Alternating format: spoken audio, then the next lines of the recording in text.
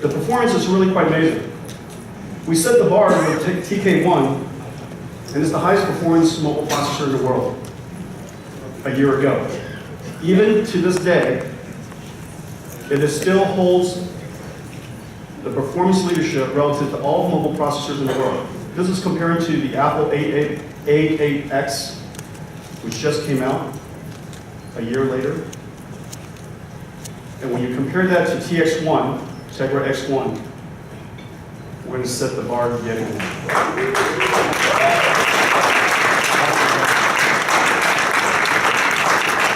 What makes Tegra X1 really super special?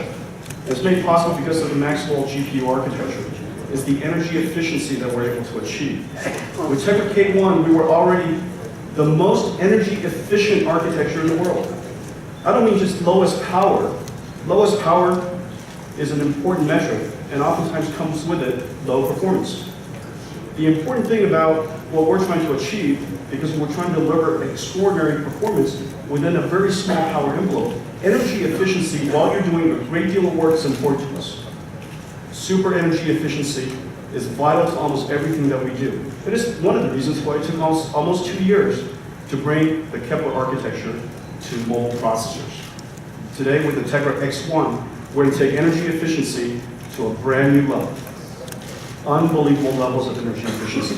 What this basically means is that at exactly the same power envelope as Tegra K1, we're able to achieve twice the performance.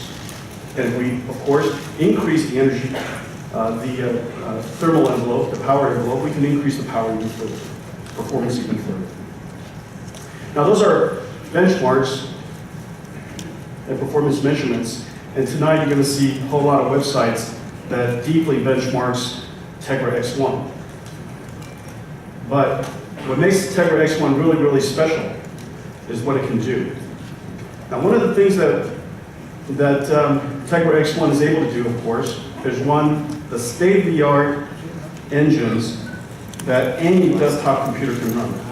And because Maxwell is the most advanced GPU architecture in the world, we're able to run every application, or any application that requires the architecture of Maxwell. At last year's launch of the PlayStation 4 and the Xbox One,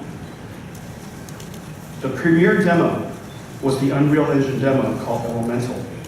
In fact, we showed this very demo about 2.5 years ago, and it consumed about 300 watts for us to perform that. Last year, at the launch of these next generation game consoles, Unreal Engine 4 running Elemental consumed well over 100 watts. And now, in just the power envelope of a TX1, which is about 10 watts, I'm going to show you the state-of-the-art Unreal Engine 4 running Elemental. Guys, let's roll.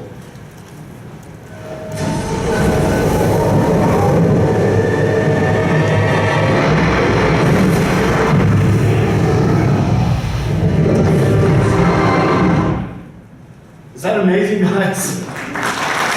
Now, that was not a video. That was all run in real time. You were seeing Unreal Engine 4 running Elemental, the demo done by Epic. Everything was done in high dynamic range lighting, which basically means each one of the pixels, the RGB, are all floating. Everything was done in high dynamic range. Notice that all the particle systems, the physics simulation, when the castle collided and rocks were falling, all of the lighting, all of the shadows, all done in real time. The lava was lighting the environment around it. All of this possible now in a little mobile super chip we call Tegra X1. Exactly the same engine that runs on a high-end PC, exactly the same engine that runs in the next generation game console, Tegra X1. Now Tegra X1 has also something that's quite unique that has never been introduced in one of our architectures before. Tegra X1 is the first GPU that we have that includes a new format we call FP16, 16-bit floating point. When you combine all of the processors, 256 processors inside our chip, the floating point throughput of TX1 is really unbelievable. It is the world's first mobile super chip to exceed 1 teraflops of computational throughput. 1 teraflops. Now to put that in perspective, up until the year 2000, the fastest supercomputer in the world achieved 1 teraflops. Now of course it's 64-bit floating point instead of 16. However, 16 is what we need, and I'll explain that in just a moment. 1 teraflops in the year 2000 was the fastest supercomputer in the world. It required 10,000 Pentium Pros and consumed 1 million watts. 1 million watts. Literally just a decade and a half ago. A decade and a half later, we're now able to put the supercomputing capability into one little tiny chip. Now, if you were to compare Tegra X1's floating point performance to the highest end performance CPU today, the Core i7, it's even pretty impressive by that standard. Now, a Tegra X1 consumes about 10 watts running full out. A Core i7 running full out consumes somewhere between 100 to 200 watts. Tegra X1, the world's first teraflops mobile processor. 256 GPU cores, state-of-the-art Maxwell. 8 cores of CPU, 64-bit CPU, arranged in a 4+4. And the world's first mobile chip, that 4K, 60 hertz, 10-bit video, and H.265, as well as MP9. That's our first announcement.